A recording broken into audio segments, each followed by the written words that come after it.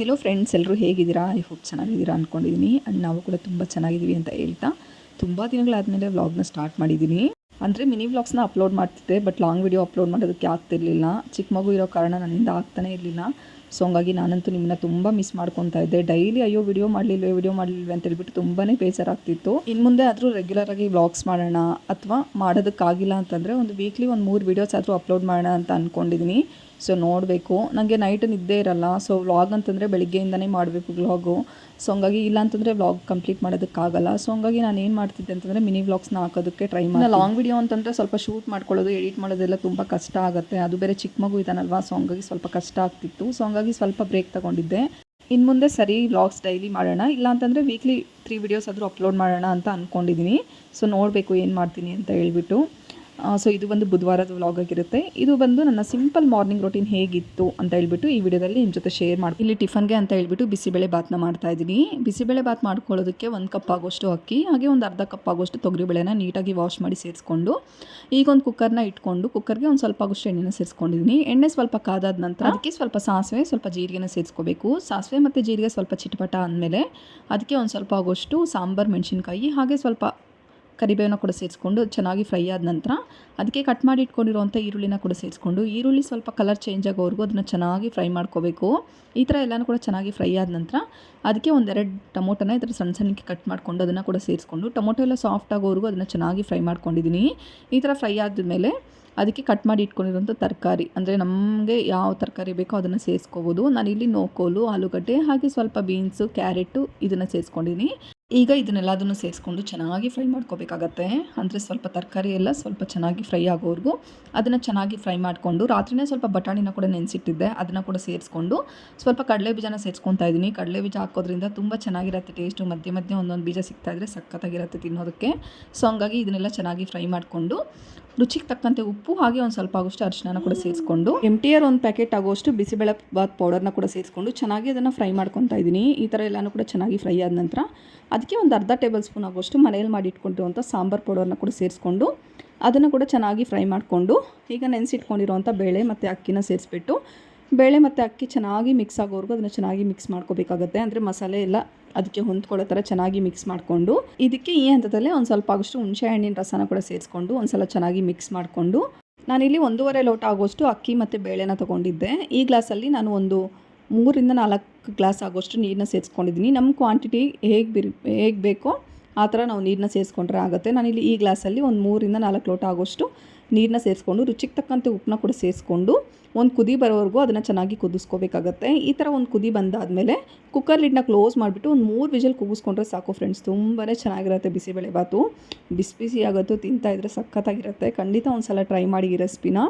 ಇನ್ನು ಈ ಕಡೆ ಚಾರ್ವಿಕ್ಗೆ ಅಂತ ಹೇಳ್ಬಿಟ್ಟು ದೋಸೆನ ಮಾಡ್ಕೊಡ್ತಾ ಇದ್ದೀನಿ. ಇನ್ನು ಈ ಕಡೆ ತವಾನ ಇಟ್ಕೊಂಡಿದ್ದೀನಿ. ಆ ಕಡೆ ಯಾಕೋ ವಿಷಲ್ ಸರಿಯಾಗಿ ಬರ್ತಾನೆ ಇರಲಿಲ್ಲ, ಕೆಳಗಡೆ ಎಲ್ಲ ಏರ್ ಹೋಗ್ತಿತ್ತು. ಸರಿ ಅಂತ ಹೇಳ್ಬಿಟ್ಟು ಅದನ್ನು ಓಪನ್ ಮಾಡಿಬಿಟ್ಟು ನೋಡ್ತಾ ಇದ್ದೀನಿ, ಅದರಲ್ಲಿ ಬೇಳೆನೋ ಅಥವಾ ಅಕ್ಕಿನೋ ಸಿಕ್ಕಾಕೊಂಡ್ಬಿಟ್ಟಿತ್ತು. ಸೊ ಹಂಗಾಗಿ ವಿಷಲ್ ಸರಿಯಾಗಿ ಬರ್ತಾ ಇರಲಿಲ್ಲ.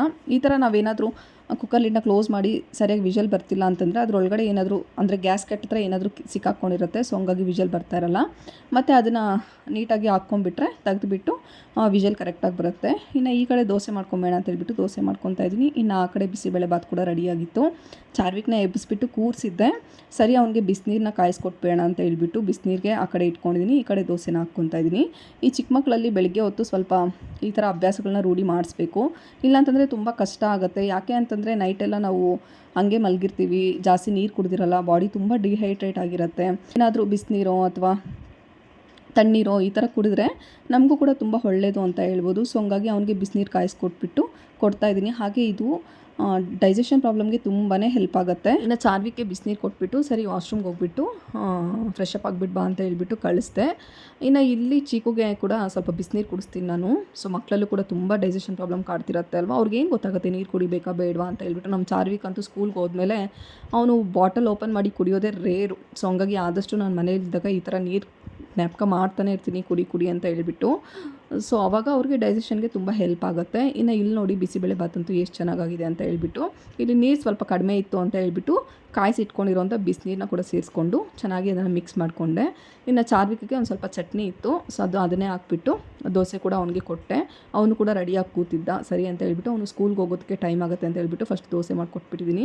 ಒಂದೊಂದು ಸಲ ನಾನೇ ತಿನ್ನಿಸ್ತೀನಿ, ಒಂದೊಂದು ಸಲ ಇಲ್ಲ ಅಂತಂದರೆ ಅವನೇ ತಿಂದ್ಬಿಡ್ತಾನೆ. ಮಕ್ಕಳಿಗೆ ಈ ಥರ ಚಿಕ್ಕ ಪುಟ್ಟ ಕೆಲಸ ಹೇಳ್ತಾನೆ ಇರಬೇಕು. ಬ್ರಷ್ ಮಾಡೋದಾಗಲಿ ಅಥವಾ ಬುಕ್ಸ್ ಎತ್ತಿಟ್ಕೊಳ್ಳೋದಾಗಲಿ ಮತ್ತು ಬ್ಯಾಗ್ ಒಂದು ಸಲ ಚೆಕ್ ಮಾಡ್ಕೋ ಸ್ಕೂಲ್ಗೆ ಹೋಗೋದಕ್ಕೆ ಮುಂಚೆ ಅಂತ ಹೇಳೋದಾಗಲಿ. ಸೊ ಈ ಥರ ಎಲ್ಲ ಮಾಡಿದಾಗ ಅವ್ರಿಗೂ ಕೂಡ ಗೊತ್ತಾಗುತ್ತೆ, ನನ್ನ ಬ್ಯಾಗಲ್ಲಿ ಏನಿದೆ ಏನಿಲ್ಲ ಅಂತ ಹೇಳ್ಬಿಟ್ಟು. ಸುಮ್ಮನೆ ನಾವೇನೋ ಹೇಳ್ತೀವಿ ಅವರೇನೋ ಕೇಳಿಕೊಂಡು ಸುಮ್ಮನೆ ಹೋಗ್ಬಿಟ್ರೆ ಅವ್ರಿಗೇನು ಗೊತ್ತಾಗುತ್ತೆ ಅಲ್ವಾ. ಸೊ ಆದಷ್ಟು ಕೆಲಸಗಳಲ್ಲಿ ಅವ್ರನ್ನ ಇನ್ಕ್ಲೂಡ್ ಮಾಡಬೇಕು. ಸೊ ಆವಾಗಲೇ ಗೊತ್ತಾಗೋದು ಅವ್ರಿಗೆ. ಇನ್ನು ಅದಾದಮೇಲೆ ಇಲ್ಲಿ ನನಗೆ ಸ್ವಲ್ಪ ಎನರ್ಜಿ ಬೇಕಲ್ವಾ ಮತ್ತು ಕೆಲಸ ಮಾಡೋದಕ್ಕೆ ಅಂತ ಹೇಳ್ಬಿಟ್ಟು ಸ್ವಲ್ಪ ಸೌತೆಕಾಯಿ ಜ್ಯೂಸನ್ನ ಮಾಡ್ಕೊತಾ ಇದ್ದೀನಿ. ಇದಂತೂ ತುಂಬಾ ಎನರ್ಜಿ ಕೊಡುತ್ತೆ. ಹಾಗೆ ಇದರಲ್ಲಿ ವಾಟರ್ ಕಂಟೆಂಟ್ ಜಾಸ್ತಿ ಇರೋದ್ರಿಂದ ಸ್ವಲ್ಪ ಎನರ್ಜಿ ಲೆವೆಲ್ಸ್ ಜಾಸ್ತಿ ಆಗುತ್ತೆ ಅಂತ ಹೇಳ್ಬೋದು. ಇಲ್ಲಿ ಒಂದು ಸ್ವಲ್ಪ ಶುಂಠಿ ಮತ್ತು ಒಂದು ಸೌತೆಕಾಯಿನ ಈ ಥರ ಕಟ್ ಮಾಡಿಕೊಂಡು ಸೇರಿಸ್ಕೊಂಡಿದ್ದೀನಿ, ಸಿಪ್ಪೆ ಸಮೇತ ಸೇರಿಸ್ಕೊಂಡಿದ್ದೀನಿ. ಹಾಗೆ ಅದಕ್ಕೆ ಒಂದು ಸ್ವಲ್ಪ ನಿಂಬೆಹಣ್ಣಿನ ರಸನ ಕೂಡ ಸೇರಿಸ್ಕೊಂಡು ಅದನ್ನು ಚೆನ್ನಾಗಿ ಒಂದು ಸಲ ಗ್ರೈಂಡ್ ಮಾಡ್ಕೊಬೇಕು. ಈ ಥರ ಗ್ರೈಂಡ್ ಮಾಡಿ ಇಟ್ಕೊಂಡಿದ್ದಾದಮೇಲೆ ಮತ್ತು ನಮ್ಗೆ ಎಷ್ಟು ಬೇಕೋ ಅಷ್ಟು ನೀರನ್ನ ಸೇರಿಸ್ಕೊಂಡು ಒಂದು ಸಲ ಅದನ್ನು ಚೆನ್ನಾಗಿ ಗ್ರೈಂಡ್ ಮಾಡಿಕೊಂಡ್ರೆ ಸೌತೆಕಾಯಿ ಜ್ಯೂಸು ರೆಡಿ ಆಗಿಬಿಡುತ್ತೆ. ಇನ್ನು ಸರಿ ಕುಡ್ಕೊಬೇಡ ಅಂತ ಹೇಳ್ಬಿಟ್ಟು ಇಲ್ಲಿ ಶೋಧಿಸ್ಕೊತಾ ಇದ್ದೀನಿ. ಬೇಕು ಅಂತಂದರೆ ಹಂಗೆ ಕುಡ್ಕೋಬೋದು, ಬಟ್ ಹಂಗೆ ಅಂತೂ ನಿಜವಾಗ್ಲೂ ಆಗಲ್ಲ. ಸ್ವಲ್ಪ ನಿಂಬೆಹಣ್ಣಿನ ರಸ ಮತ್ತು ಶುಂಠಿ ಎಲ್ಲ ಹಾಕಿರ್ತೀವಲ್ವ, ಸ್ವಲ್ಪ ಕಹಿ ಅನ್ನಿಸ್ತಾ ಇರುತ್ತೆ. ಸೊ ಹಂಗಾಗಿ ನಾನು ಇಲ್ಲಿ ಶೋಧಿಸ್ಕೊತಾ ಇದ್ದೀನಿ. ಟೀ ಕಾಫಿ ಕಂಪ್ಲೀಟ್ ಅವಾಯ್ಡ್ ಮಾಡಿಬಿಟ್ಟಿದ್ದೀನಿ ನಾನು, ನನ್ನಿಂದ ಆಗ್ತಾನೇ ಇಲ್ಲ. ಸೊ ಹಂಗಾಗಿ ಈ ಥರ ಮಾರ್ನಿಂಗ್ ಟೈಮ್ ಏನಾದರೂ ಈ ಥರ ಕುಡ್ಕೊಂಬಿಡ್ತೀನಿ. ಸೊ ಇಲ್ಲಾಂತಂದರೆ ಇವಾಗ ಏನಾದರೂ ಹೆವಿಯಾಗಿ ತಿಂದುಬಿಟ್ಟಿದ್ದೀವಿ ಅಂತಂದರೆ ಕೆಲಸ ಮಾಡೋದಕ್ಕಂತೂ ಆಗೋದೇ ಇಲ್ಲ. ಸೊ ಹಂಗಾಗಿ ಈ ಥರ ಏನಾದರೂ ಜ್ಯೂಸ್ ಒಂದು ಮಾಡ್ಕೊಂಡು ಕುಡಿದ್ಬಿಟ್ರೆ ಅದಾದಮೇಲೆ ಕೆಲಸ ಎಲ್ಲ ಮುಗ್ದಾದ್ಮೇಲೆ ಒಂದು 10:30, 11ಗೆಲ್ಲ ಕೆಲಸ ಮುಗ್ದೋಗ್ಬಿಡುತ್ತೆ.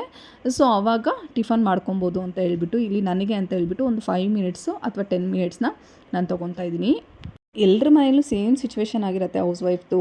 ನಮಗೆ ನಾವು ಟೈಮ್ ಕೊಟ್ಕೋಬೇಕು, ಬಟ್ ಆದರೆ ಮನೇಲಿ ಕೆಲಸ ಅದು ಇದು ಅಂತ ಹೇಳ್ಬಿಟ್ಟು ಸ್ವಲ್ಪ ಟೈಮ್ ಕೊಟ್ಟೊಳಷ್ಟೊತ್ತಿಗೆ ಟೈಮ್ ಹೆಂಗೆ ಹೋಗ್ತಾ ಇದೆ ಅನ್ನೋದೇ ಗೊತ್ತಾಗಲ್ಲ. ಸರಿ ಅಂತ ಹೇಳ್ಬಿಟ್ಟು ಇಲ್ಲಿ ಟಿ ವಿ ಆನ್ ಮಾಡಿಕೊಂಡು ಜ್ಯೂಸನ್ನ ಕೂಡ ಕುಡ್ಕೊತಾ ಇದ್ದೀನಿ. ಸೊ ಒಂಥರ ಸ್ವಲ್ಪ ರಿಲೀಫ್ ಅನಿಸುತ್ತೆ ಮತ್ತು ಹೆವಿ ಅಂತಲೂ ಅನಿಸಲ್ಲ. ಸೊ ಇನ್ನು ಕುಡ್ದಿದ್ದಾದಮೇಲೆ ನೋಡಿ ಇವಾಗ ಕಿಚನ್ ಎಲ್ಲ ಕ್ಲೀನ್ ಮಾಡಿಕೊಂಡು ಇವಾಗ ನನ್ನ ಕೆಲಸ ಶುರುವಾಗುತ್ತೆ. ಇನ್ನು ನೈಟೇ ವಾಷಿಂಗ್ ಮಿಷಿನ್ಗೆ ಬಟ್ಟೆ ಎಲ್ಲ ಹಾಕಿಟ್ಬಿಟ್ಟಿರ್ತೀನಿ. ಸೊ ಬೆಳಿಗ್ಗೆ ಮತ್ತೆ ಅದಕ್ಕೆ ಒಂದು 5 to 10 ಮಿನಿಟ್ಸ್ ಸಪ್ರೇಟಾಗಿ ಟೈಮ್ ಕೊಡಬೇಕು ಅಂತ ಹೇಳ್ಬಿಟ್ಟು. ಸೊ ಹಂಗಾಗಿ ಇದು ನಾನು ಕೆಲಸ ಎಲ್ಲ ಶುರು ಮಾಡೋಷ್ಟೊತ್ತಿಗೆ ಅಂದರೆ ಅಡುಗೆ ಕೆಲಸ ಶುರು ಮಾಡ್ಕೊಳ್ಳೋಷ್ಟೊತ್ತಿಗೆ ವಾಷಿಂಗ್ ಮಿಷಿನ್ ಆನ್ ಮಾಡಿ ಇಟ್ಬಿಟ್ರೆ ನನ್ನದು ಕೆಲಸ ಅಡುಗೆ ಕೆಲಸ ಮತ್ತು ಕಿಚನ್ ಕೆಲಸ ಎಲ್ಲ ಮುಗಿಯೋಷ್ಟೊತ್ತಿಗೆ ಇಲ್ಲಿ ಬಟ್ಟೆ ಕೂಡ ಆಗಿಬಿಟ್ಟಿರುತ್ತೆ. ಫಸ್ಟು ಬಟ್ಟೆನ ನೀಟಾಗಿ ಒಣಗಿಸಿ ಇಟ್ಟಾದಮೇಲೆ ಇಲ್ಲಿ ಪಾತ್ರೆ ಎಲ್ಲ ನೀಟಾಗಿ ವಾಶ್ ಮಾಡಿ ಇಟ್ಬಿಟ್ಟಿದ್ದೆ. ಸರಿ ಒಂದು ಸಲ ಕಿಚನ್ನ ವೈಪ್ ಮಾಡ್ಕೊಬೇಡ ಅಂತ ಹೇಳ್ಬಿಟ್ಟು ಇಲ್ಲಿ ನೀಟಾಗಿ ವೈಪ್ ಮಾಡ್ಕೊತಾ ಇದ್ದೀನಿ. ಸೊ ಚಿಕ್ಕ ಮಕ್ಕಳಿರೋ ಮನೇಲಂತೂ ನಿಜವಾಗ್ಲೂ ಚಿಕ್ಕ ಮಕ್ಕಳಿಗೆ ಜಾಸ್ತಿ ಟೈಮ್ ಕೊಡಬೇಕಾಗತ್ತೆ. ಸೊ ಅಂಥದ್ರಲ್ಲಿ ನಮ್ಮ ಟೈಮ್ ಕೊಟ್ಕೊಳ್ಳೋದು ತುಂಬ ಕಡಿಮೆ ಆಗಿಬಿಡತ್ತೆ. ಸೊ ಆವಾಗ ಈ ಥರ ಸ್ವಲ್ಪ ಪ್ಲ್ಯಾನ್ ಮಾಡಿಕೊಂಡು ಮಾಡ್ಕೋಬೋದು. ಬಟ್ ಆದರೆ ಒಂದೊಂದು ಸಲ ನಿದ್ದೆ ಇರಲ್ಲ, ಒಂದೊಂದು ಸಲ ನಿದ್ದೆ ಇರುತ್ತೆ. ನಿದ್ದೆ ಇಲ್ದಾಗಂತೂ ನಿಜವಾಗ್ಲೂ ಮಾಡೋದಕ್ಕೆ ಮೂಡೇ ಇರಲ್ಲ. ಒಂದೊಂದು ಸಲ ಪರ್ಸನಲ್ ಪ್ರಾಬ್ಲಮ್ಸಿಂದನೂ ಆಗ್ಬೋದು, ವಿಡಿಯೋ ಮಾಡೋದಕ್ಕೆಲ್ಲ ಆಗಲ್ಲ. ನಾವೇನೋ ಒಂದು ಪ್ರಯತ್ನ ಮಾಡಬೇಕು ಅಂತ ಅಂದ್ಕೊತಾ ಇರ್ತೀವಿ, ಬಟ್ ಆ ಪ್ರಯತ್ನ ನಿರಂತರವಾಗಿ ಇರಬೇಕು. ಬಟ್ ಆದರೆ ಒಂದೊಂದು ಸಲ ಈ ಥರ ಸಮಸ್ಯೆಗಳು ಬರೋದು ಸಹಜ. ಬಟ್ ಅದನ್ನೆಲ್ಲ ಫೇಸ್ ಮಾಡಿಕೊಂಡು ಮುಂದೆ ಹೋಗ್ತಾ ಇರಬೇಕು, ಇದೇ ಜೀವನ. ಇನ್ನು ಇಲ್ಲಿ ಚೀಕು ಬೇಬಿಗೆ ಡೈಪರ್ಸ್ನ ಬುಕ್ ಮಾಡಿದ್ದೆ. ಸೊ ಔಟ್ಸೈಡು ನೀವೇನಾದರೂ ತೊಗೊಳ್ತಾ ಇದ್ದರೆ ಯೂಸ್ ಆಗಲಿ ಅಂತ ಹೇಳ್ಬಿಟ್ಟು ನಾನು ಈ ಕ್ಲಿಪ್ಪಿಂಗ್ಸ್ನ ಕೂಡ ಆ್ಯಡ್ ಮಾಡಿದ್ದೀನಿ. ಇನ್ನು ಇದು ಬುಕ್ ಮಾಡಿದರೆ ನೋಡಿ ಈ ಥರ ಯಾರು ಕೂಡ ಮೋಸ ಹೋಗಬೇಡಿ. ನಾನೇನು ಮಾಡಿದೆ ಗೊತ್ತಾ, 64 ಪ್ಯಾಂಟ್ಸು 771 ರೂಪೀಸ್ ಇತ್ತು. ಸೊ ಅದನ್ನು ಬುಕ್ ಮಾಡಿದ್ದು. ಬಟ್ ನನಗೆ ಡೆಲಿವರಿ ಬಂದಿದ್ದು 554 ಪ್ಯಾಂಟ್ಸ್ ಬಂದಿತ್ತು. ಬಟ್ ಸೇಮ್ ಕಾಸ್ಟ್ ಅದು. ನಾನು ನೋಡಿಕೊಂಡೇ ಇಲ್ಲ, ನಾನು ಲಾಸ್ಟ್ ಟೈಮ್ ಎಲ್ಲ ಬುಕ್ ಮಾಡಿದಾಗ ಹಂಗೆ ತಗೊಂಡು ಅವಾಗೆಲ್ಲ ಕರೆಕ್ಟ್ ಇತ್ತು, ಸರಿ ಅಂತ ಹೇಳ್ಬಿಟ್ಟು ಅದನ್ನು ಅನ್ಬಾಕ್ಸ್ ಮಾಡಿದೆ. ಬಟ್ ಈ ಸಲ ಏನಾಗ್ಬಿಟ್ಟಿದೆ, ಕಟ್ ಮಾಡಿ ನೋಡಿದ್ದಾದ್ಮೇಲೆ ನೋಡಿದ್ದೀನಿ ನಾನು ಎಷ್ಟು ಮೋಸ ಅಂತ ಹೇಳ್ಬಿಟ್ಟು ನನಗೆ ಈಗ ಗೊತ್ತಾಯ್ತು. ಮೋಸ ಅಂತ ಯಾಕೆ ಹೇಳ್ತಾ ಇದ್ದೀನಿ ಅಂತಂದರೆ ನನ್ನ ತಪ್ಪು ಕೂಡ ಇದೆ ಇದರಲ್ಲಿ. ಬಟ್ ನಾನು ಒಂದು ಸಲ ಚೆಕ್ ಮಾಡಿಬಿಟ್ಟು ಅದನ್ನು ಅನ್ಬಾಕ್ಸ್ ಮಾಡಬೇಕಾಗಿತ್ತು. ಬಟ್ ಏನೋ ಒಂದು ಸಲ ನಂಬಿಕೆ ಇರುತ್ತೆ ಅಲ್ವಾ, ನಾವು ಬುಕ್ ಮಾಡಿರೋದೇ ಬಂದಿರುತ್ತೆ ಅಂತ ಹೇಳ್ಬಿಟ್ಟು ಒಂದು ನಂಬಿಕೆ ಮೇಲೆ ನಾವು ಅದನ್ನು ಓಪನ್ ಮಾಡ್ತೀವಿ. ಬಟ್ ಆದರೆ ಈ ಥರ ಆಗಿರುತ್ತೆ. ನಾನು ಯಾಕೆ ಇದನ್ನು ಹೇಳ್ತಾ ಇದ್ದೀನಿ ಅಂತಂದರೆ, ಏನು 10 ಪ್ಯಾಂಟ್ಸ್ ಅಲ್ವಾ ಹೆಚ್ಚು ಕಡಿಮೆ ಅಂತ ಹೇಳ್ಬೋದು. ಇವಾಗ ಡೆಲಿವರಿ ಬಾಯ್ ಬಂದುಬಿಟ್ಟು ₹1 ಕಡಿಮೆ ಕೊಡ್ತೀವಿ ಅಂತಂದರೆ ಈಸ್ಕೊಳ್ಳಲ್ಲ ಅವರು. ಸೊ ಅಂಥದ್ರಲ್ಲಿ ನಾವು ಯಾಕೆ ಇದನ್ನು ಮಾಡಬೇಕು, ₹1 ಸೇವ್ ಮಾಡಿದ್ರೇ ಅಲ್ವಾ ಎಲ್ಲದಕ್ಕೂ ಇದಾಗೋದು. ಸೊ ನನಗಂತೂ ತುಂಬಾ ಬೇಜಾರಾಯಿತು. ಸರಿ ಅದನ್ನು ನಿಮ್ಮ ಜೊತೆ ಕೂಡ ಶೇರ್ ಮಾಡಿಕೊಂಡೆ. ನಂಗೆ ನೋಡಿ ಅದಾದಮೇಲೆ ನಾನು ನೋಡಿದ್ದು ನನಗಂತೂ ಸಕ್ಕ ಶಾಕ್ ಆಯಿತು. ಮತ್ತು ರಿಟರ್ನ್ ಇಕ್ಕದೆ ಅದು, ಬಟ್ ಅವ್ರು ರೀಪ್ಲೇಸ್ಮೆಂಟ್ ಕೊಡ್ತೀನಿ ಅಂತ ಹೇಳಿದ್ರು. ಇನ್ನು ಓಪನ್ ಮಾಡಿಬಿಟ್ಟಿದ್ದೆ ಅಲ್ವಾ. ಸೊ ಅದಕ್ಕೆ ಹೇಳ್ತಾ ಇರೋದು, ಯಾವುದೇ ಪ್ರಾಡಕ್ಟ್ ಬರಲಿ ಅಥವಾ ಏನೇ ವಿಚಾರ ಇದ್ದರೂ ಕೂಡ ಒಂದ್ಸಲ ಚೆಕ್ ಮಾಡಿಕೊಂಡು ಅಥವಾ ಒಂದ್ಸಲ ಮಾತಾಡಿ ಎಲ್ಲನೂ ಕೂಡ ಬಗೆಹರಿಸ್ಕೊಂಡ್ರೆ ಮತ್ತು ಒಂದ್ಸಲ ಚೆಕ್ ಮಾಡಿಬಿಟ್ಟು ಅದನ್ನ ಇದು ಮಾಡಿಕೊಂಡ್ರೆ ತುಂಬ ಒಳ್ಳೆಯದು. ಇಲ್ಲಾಂತಂದರೆ ಈ ಥರ ಆಗ್ತಾನೆ ಇರುತ್ತೆ ಲೈಫಲ್ಲಿ. ಇದು ಚಿಕ್ಕ ವಿಚಾರ ಆಗಿರ್ಬೋದು, ನಾಳೆ ಇನ್ನೊಂದು ದೊಡ್ಡ ವಿಚಾರ ಆಗ್ಬೋದು. ಸೊ ಹಂಗಾಗಿ ಹೇಳಿದೆ. ಹಂಗಾಗಿ ಏನೇ ಪ್ರಾಡಕ್ಟ್ ಬಂದರೂ ಕೂಡ ಒಂದ್ಸಲ ಚೆಕ್ ಮಾಡಿ, ಅನ್ಬಾಕ್ಸಿಂಗ್ ಮಾಡೋದಕ್ಕೂ ಫಸ್ಟು ಒಂದ್ಸಲ ಚೆಕ್ ಮಾಡಿಬಿಟ್ಟು ಅದನ್ನು ಆಮೇಲೆ ಓಪನ್ ಮಾಡಿ ಅಂತ ಹೇಳ್ತೀನಿ. ಸೊ ಇಷ್ಟ ಆಗಿತ್ತು ಇವತ್ತಿನ ವ್ಲಾಗು. ಐ ಹೋಪ್ ನಿಮ್ಮೆಲ್ರಿಗೂ ವಿಡಿಯೋ ಇಷ್ಟ ಆಗುತ್ತೆ ಅನ್ಕೊತಾ ಇದ್ದೀನಿ. ಇಷ್ಟ ಆದರೆ ಪ್ಲೀಸ್ ಒಂದು ಲೈಕ್ ಮಾಡಿ, ಶೇರ್ ಮಾಡಿ, ಹಾಗೆ ನನ್ನ ಚಾನಲ್ನ ಸಬ್ಸ್ಕ್ರೈಬ್ ಮಾಡ್ಕೊಳ್ಳಿ. ಇದಕ್ಕೆ ಮುಂಚೆ ನನಗೆ ಹೇಗೆ ಸಪೋರ್ಟ್ ಮಾಡ್ತಾಯಿದ್ರು ಇವಾಗಲೂ ಕೂಡ ನಿಮ್ಮ ಸಪೋರ್ಟ್ ಹಂಗೆ ಬೇಕು ನನಗೆ. ಸೊ ನನ್ನ ಒಂದು ಪ್ರಯತ್ನ ನಿರಂತರವಾಗಿರುತ್ತೆ. ಸೊ ಪ್ರತಿಫಲ ಅನ್ನೋದು ಅದು ದೇವ್ರಿಗೆ ಬಿಟ್ಟಿರೋದಷ್ಟೇ. ಸೊ ಮುಂದಿನ ವ್ಲಾಗಲ್ಲಿ ಸಿಗ್ತೀನಿ. ಆದಷ್ಟು ಸಪೋರ್ಟ್ ಮಾಡ್ತಾಯಿರಿ ಅಂತ ಕೇಳ್ತಾ ಇವತ್ತಿನ ವ್ಲಾಗ್ನ ಇಲ್ಲಿಗೆ ಎಂಡ್ ಮಾಡ್ತಾಯಿದ್ದೀನಿ. ಈ ಪುಟ್ಟ ನನ್ನ ಮನದಾಳದ ಮಾತುಗಳನ್ನು ನಿಮ್ಮ ಜೊತೆ ಹಂಚ್ಕೊಂಡಿದ್ದಕ್ಕೆ ತುಂಬಾ ಖುಷಿ ಆಗ್ತಿದೆ ನನಗೆ. ಸೊ ನಿಮಗೂ ಕೂಡ ಖುಷಿ ಆಗುತ್ತೆ ಅಂತ ಅಂದ್ಕೊತಾ ಇದ್ದೀನಿ. ಸೊ ಇದಾಗಿತ್ತು ಇವತ್ತಿನ ವ್ಲಾಗ್. Thank you.